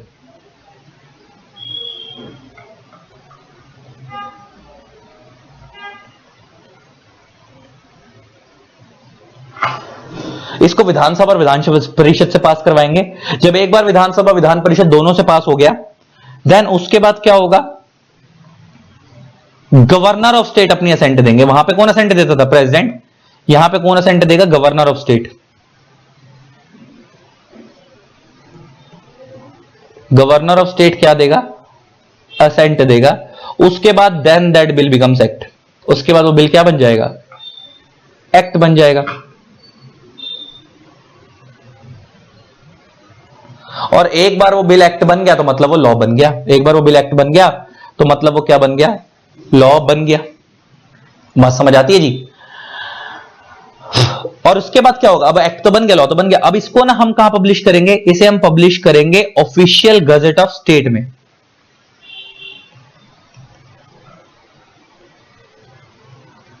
Gazette of state में। अच्छा, उसको हम कहां पब्लिश कर रहे थे? ऑफिशियल गजेट ऑफ इंडिया में, क्योंकि पूरे इंडिया पे लगता था। इनका हर स्टेट का अपना भी गजेट होता है, अपनी वेबसाइट पे होती है, तो इनको हम ऑफिशियल गजेट ऑफ स्टेट में पब्लिश करेंगे। बस खत्म। उसके बाद आगे का कंसेप्ट सेम है। अगर इफेक्टिव कोई डेट बताइए तो उस डेट से इफेक्टिव होगा, कोई डेट नहीं बताई तो जिस दिन पब्लिश किया गया था उसी डेट से इफेक्टिव होगा। तो फटाफट सम अप करो, आपको लॉ बनता कैसे वो भी समझ आ गया। तो कोई भी एक्ट बनने से पहले बिल होगा, देन उसको both the house of parliament से पास कराएंगे, देन प्रेसिडेंट के असेंट दिलवाएंगे, देन वो एक्ट बन जाएगा। वो लॉ मेकिंग पार्लियामेंट वाला प्रोसेस है। अगर स्टेट वाला हुआ तो कोई भी एक्ट बनने से पहले बिल होगा, फिर उसको फिर हम both house of state legislature से पास करवाएंगे, देन गवर्नर ऑफ स्टेट के असेंट दिलवाएंगे, देन वो एक्ट बन जाएगा। और उसको कहां पब्लिश करते हैं? ऑफिशियल गजेट ऑफ इंडिया में। और इसको कहां पब्लिश करते हैं? ऑफिशियल गजेट ऑफ स्टेट में। तो आपको अब दो चीजें समझ आ गई। लॉ होता क्या है? नहीं सॉरी, ये नहीं, अभी वो तो भी बताया नहीं।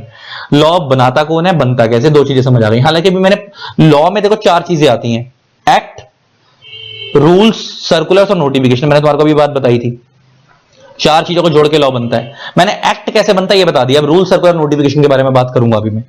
ठीक है जी, तो आपको यहां तक क्लियर हो गई, तुम्हारी दो चीजें क्लियर हो गई। लॉ कैसे बनता है, कौन बनाता है। अब हम पढ़ेंगे लॉ क्या होता है, फिर ये रूल, सर्कुलर, नोटिफिकेशन के बारे में भी बात करेंगे। तो गाइस, अब आपने ये समझ लिया लॉ बनता कैसे है, लॉ बनाता कौन है। हमने दोनों चीजें समझ ली। अब हम बात करते हैं लॉ होता क्या है। तो उसके लिए ना डेफिनेशन मैंने पहले ही लिख दिया वीडियो पॉज करके। अब मैंने वीडियो वापस स्टार्ट कर दी है। जरा डेफिनेशन को सुनना पर ध्यान से, फिर इसको एनालाइज करेंगे डेफिनेशन को। तो तीसरी चीज आती है लॉ क्या है। तुमसे कोई पूछ ले व्हाट इज लॉ, तो क्या बोलता है? Law is the body of principles which are recognized and applied by the state in the administration of justice। अभी जो लाइन लिखी है, डेफिनेशन लिखी है, ये टेक्निकल डेफिनेशन है। इसका मतलब समझाता हूं। देखो क्या बोलता है? Law is the body of principles. तो हम शब्दों को समझते हैं। प्रिंसिपल्स सारे शब्दों को तोड़ते हैं।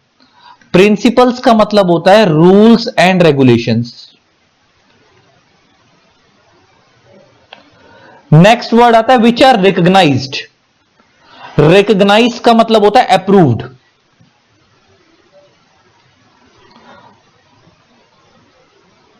रिकॉग्नाइज का मतलब क्या होता है? अप्रूव्ड। नेक्स्ट वर्ड आता है अप्लाइड। अप्लाइड का मतलब होता है इंप्लीमेंटेड।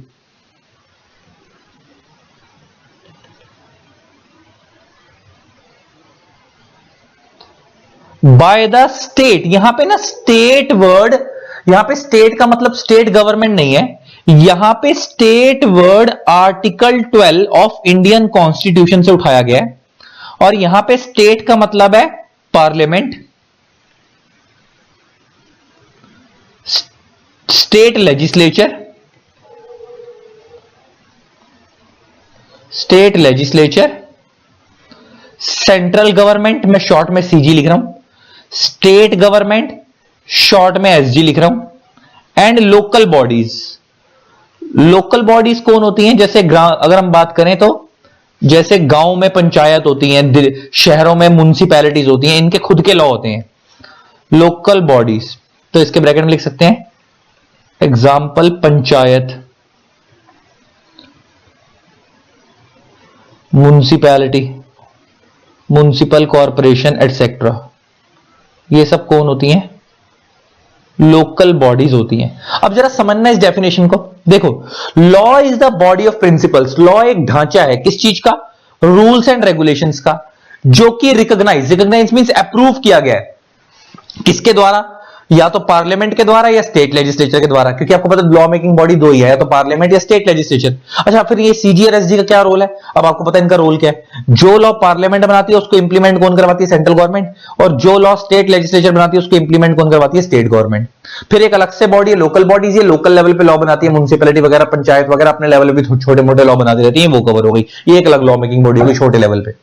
तो लॉ एक बॉडी है, ढांचा है किस चीज का? रूल्स एंड रेगुलेशंस का, जो कि अप्रूव किया है किसने? या तो पार्लियामेंट ने या तो स्टेट लेजिस्लेचर ने, जो कि इंप्लीमेंट किया जाता है। अप्लाइड मींस इंप्लीमेंट किया जाता है किसके ऊपर? जनरल पब्लिक के ऊपर। किस लिए? In the administration of justice, न्याय पाने के लिए। किस लिए? In the administration of justice, न्याय पाने के लिए। तो आई होप आपको डेफिनेशन का एनालिसिस क्लियर हो गया होगा। तो लॉ एक ढांचा है किस चीज का? रूल्स एंड रेगुलेशंस का, जो कि किसके अप्रूव करते हैं कौन? या तो पार्लियामेंट या स्टेट लेजिस्लेचर, जो कि इंप्लीमेंट किया जाता है किसके ऊपर? होल पब्लिक के ऊपर। किस लिए? In the administration of justice, न्याय पाने के लिए। तो अब हमने तीनों चीजें समझ ली। लॉ क्या होता है वो हमने समझ लिया। अच्छा, अब आपको समझ आ गया मैंने अब क्यों बताया लास्ट में, क्योंकि आपको पार्लियामेंट का रोल क्या है, स्टेट लेजिस्लेचर का क्या रोल है, कैसे लॉ बनता है, वो सब पहले नहीं पता होता, तो ये डेफिनेशन बेकार लगती ना सुनने में। अब आपको सब पता है कि वो लॉ कैसे बनाती हैं, उनके पास पावर कहां से आई है, कॉन्स्टिट्यूशन से आई है, शेड्यूल 7 से आई है। अब आपको सब पता है और अब पूरे बैकग्राउंड से होते हुए यहां पे आ रहे हो। तो अब मैंने आखिरी में बताया लॉ क्या होता है। तो अब हमने तीनों चीजें सीख ली। लॉ क्या होता है, लॉ कैसे बनता है, कौन बनाता है, और उनको बनाने की पावर कहां से आई है, ये सब हमने सीख लिया। अब हम बात करते हैं, लॉ ना दो तरीके के होते हैं।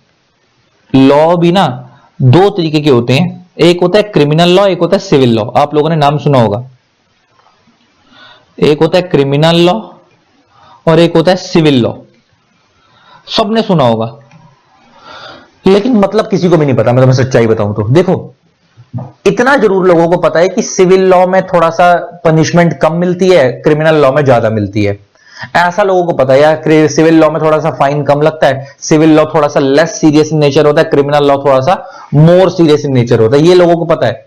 लेकिन फर्क क्या है, बड़ा ध्यान से लोगों को पता नहीं है, मैं तुम्हें समझाता हूं। देखो, सिविल लॉ और क्रिमिनल लॉ में ये चीज का अगर आपको डिफरेंस क्लियर हो गया तो आपको समझ आ जाएगा कौन सा सिविल लॉ कौन सा क्रिमिनल। अगर आपका main aim to punish someone है,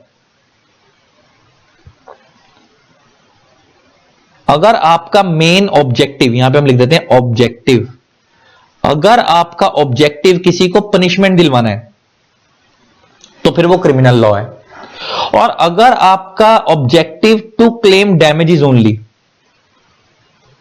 क्लेम डैमेजेस बोल लो या कंपनसेशन बोल लो, और अगर आपका मेन एम खाली किसी से डैमेजेस लेना या कंपनसेशन लेना है तो फिर वो सिविल लॉ है। अब मैं एग्जांपल लेके बताता हूं, तुम बड़े ध्यान से सुनना।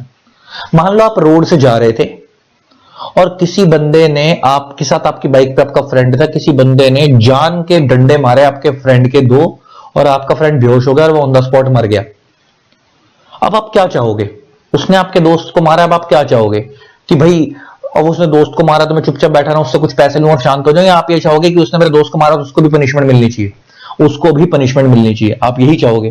तो ऐसा लॉ जहां पे आप किसी को पनिशमेंट दिलवाना चाहते हो, किसी को जेल में अंदर करवाना चाहते हो, that is called criminal law. लेकिन केस 2, आप रोड से जा रहे थे, किसी ने आपकी कार पे पीछे से टक्कर मार दी और आपकी कार की बैकलाइट टूट गई। अब आप क्या चाहते हो? आपकी बैकलाइट टूट गई, आप उसको जेल में करवाना चाहते हो, या आप ये चाहते हो कि जिसने आपका नुकसान करा आपको उसकी भरपाई मिल जाए, उसने जो आपका नुकसान करा उसकी भरपाई मिल जाए, तो दैट इज सिविल लॉ। तो इसका मतलब अगर आपका, अच्छा सेम एग्जांपल लेके बात करते हैं, आपने किसी का कॉन्ट्रैक्ट करा था शर्ट सप्लाई करने के लिए, 100 शर्ट सप्लाई करने के लिए, और आपने बोला था 1 मंथ में सप्लाई कर दियो, और उसने आपको 1 मंथ में शर्ट सप्लाई नहीं करी, तो उसकी वजह से आपको नुकसान हो गया। तो आप क्या चाहते हो कि उस बंदे को जेल में भिजवाना चाहते हो, पनिशमेंट दिलवाना चाहते हो, या आप सिर्फ ये चाहते हो कि यार जो नुकसान हुआ उसकी भरपाई मिल जाए, नुकसान जो हुआ उसका पैसा मिल जाए, जो नुकसान हुआ उसका पैसा मिल जाए, तो दैट इज सिविल लॉ। इसका मतलब breach of contract is a civil law, तो contract act is a civil law, sale of goods act is a civil law. तो इसका आपको समझ आ गया, अगर आपका मेन एम किसी को पनिशमेंट दिलवाना है तो क्रिमिनल लॉ, अगर आपका मेन एम किसी को पनिशमेंट दिलवाना नहीं है, खाली कंपनसेशन लेना है, तो सिविल लॉ। और कई ये तो अच्छा, कुछ लॉ ऐसे होते हैं जो from the day one criminal होते हैं, और कुछ लॉ ऐसे होते हैं जो from the day one civil law होते हैं। जैसे एग्जांपल लेके बात करें, जैसे मर्डर है, मर्डर का लॉ है, रेप का लॉ है, डेकॉइटी डकैती का लॉ है, ये सब वो लॉ है जो from the day one criminal है। इसमें कुछ प्रूव करने की जरूरत नहीं है, ये पता ही है मैं क्रिमिनल, इनके ऊपर क्रिमिनल एक्शन लिया जाएगा। इस केस में अगर आपने किसी का मर्डर कर दिया, रेप कर दिया, तो क्रिमिनल एक्शन होगा। कुछ लॉ ऐसे होते हैं जो from the day one civil law होते हैं। एग्जाम्पल लेकर बात करें तो ब्रीच ऑफ कॉन्ट्रैक्ट का लॉ, कॉन्ट्रैक्ट एक्ट का लॉ, ट्रेडमार्क के लॉ, किसी ने आपका ट्रेडमार्क चुरा लिया, ब्रांड नेम होता है ना, कॉपीराइट का लॉ, किसी ने आपकी बुक कॉपी कर ली, एटसेट्रा। अगर किसी ने आपका ये सब तोड़ा तो ये सब कौन से लॉ है? सिविल लॉ है। तो इनमें आपको सिविल होंगे, मतलब आपको सिर्फ डैमेजेस मिलेंगे, सामने वाले को आप जेल नहीं भिजवाओगे। अच्छा, कुछ लॉ ऐसे होते हैं जो आपके पास चॉइस होती है कि आप उसे क्रिमिनल बनाओ या सिविल बनवाओ। जैसे एग्जांपल लेके बात करते हैं, मान लो आपका एक प्लॉट है, उस प्लॉट के ऊपर किसी ने कब्जा कर रखा है 10 साल से, और वो बंदा उस प्लॉट को खाली नहीं कर रहा, और आपको 10 साल से उस प्लॉट के ऊपर रेंट भी पे नहीं कर रहा। अच्छा, अब इसमें ना दो तरीके के बंदे होंगे। एक बंदा ऐसा होगा जो कोर्ट में जाएगा और कोर्ट में जाकर जज को बोलेगा कि सर मेरी लैंड को खाली करवा दो और मेरे को इस बंदे से 10 साल का किराया दिलवा दो विद इंटरेस्ट। एक बंदा इस तरीके का होगा। तो यहां पे मैं उसको पनिशमेंट दिलवाना नहीं चाह रहा, यहां पे मैं सिर्फ ये चाह रहा हूं कि मेरी लैंड खाली हो जाए प्लस मेरे को उससे 10 साल का रेंट मिल जाए। तो दिस इज सिविल लॉ, क्योंकि यहां मेरा मेन एम खाली कंपनसेशन लेना है। लेकिन ऑन द अदर हैंड अगर मैं जज को जाकर ये बोलता हूं कि सर मेरे को एक तो इससे 10 साल का रेंट तो दिलवाओ, लेकिन साले को उठाकर जेल में भी डालो ताकि इसको अक्कल आ जाए कि आगे से किसी और के साथ ऐसी हरकत ना करे। तो यहां पे मैं कंपनसेशन के साथ साथ उसको डैमेजेस भी दिलवाना चाहता हूं, मतलब उसको जो पनिशमेंट भी दिलवाना चाहता हूं, तो ये ऑटोमेटिक क्रिमिनल लॉ में कन्वर्ट हो जाएगा। तो फिर क्या कहलाएगा? Criminal law. तो यहां पे आपके पास चॉइस थी कि आप इसे सिविल बनाओ या क्रिमिनल बनाओ। तो हमने क्या सीखा? कुछ लॉ ऐसे होते हैं जो from the day one civil law होते हैं, कुछ लॉ ऐसे होते हैं जो from the day one criminal law होते हैं, और कुछ लॉ ऐसे होते हैं जहां पे आपके पास चॉइस होती है कि सिविल बनाओ या क्रिमिनल बनाओ। ये बात खत्म हो गई। अब हम बात करते हैं कि मैंने आपसे एक बात की थी कि act plus rules plus circulars plus notification क्या होती है, मिलाकर कंप्लीट लॉ बनता है। अब आपको ये तो पता लग गया कि एक्ट कौन बनाती है, पार्लियामेंट या स्टेट लेजिस्लेचर। अच्छा, एक्ट में क्या होते हैं? सेक्शंस। अच्छा, ये एक्ट कौन बनाती है? पार्लियामेंट। एग्जांपल लेके बात करते हैं, आपको पता ही है। जो रूल्स होते हैं ना वो बनाती है सेंट्रल गवर्नमेंट, सीजी गवर्नमेंट। अच्छा, सेंट्रल एक्ट के केस में जो वो वाले जो पूरे इंडिया पे लगते हैं उसमें पार्लियामेंट लॉ बना रही है तो सेंट्रल गवर्नमेंट उससे रिलेटेड रूल्स बनाएगी। लेकिन जो लॉ स्टेट लेजिस्लेचर बनाती है उससे रिलेटेड रूल स्टेट गवर्नमेंट बनाती है, चीज याद रखना। अच्छा, मान लो पार्लियामेंट ने कोई लॉ बनाया, जैसे कंपनी एक्ट बनाया। एग्जांपल लेके बात करते हैं, कंपनीज एक्ट 2013, ये पार्लियामेंट ने बनाया।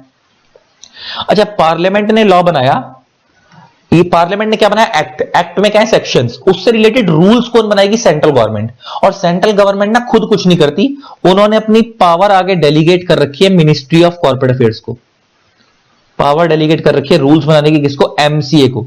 अच्छा, रूल्स का काम क्या होता है? रूल जो होता है ना वो सेक्शन को चलाने में हेल्प करता है। देखो, रूल सिर्फ आएगा ही तब पहले जब एक्ट आएगा। एक्ट पावर देता है गवर्नमेंट को रूल्स बनाने की, पार्लियामेंट पावर देती है सेंट्रल गवर्नमेंट को रूल्स बनाने की। जैसे एग्जांपल लेके बात करते हैं, जैसे कंपनी लॉ का एक सेक्शन 152 है, वो डील करता है अपॉइंटमेंट ऑफ डायरेक्टर्स में। कंपनी लॉ का एक सेक्शन 152 है, वो किस में डील करता है? अपॉइंटमेंट ऑफ डायरेक्टर्स में।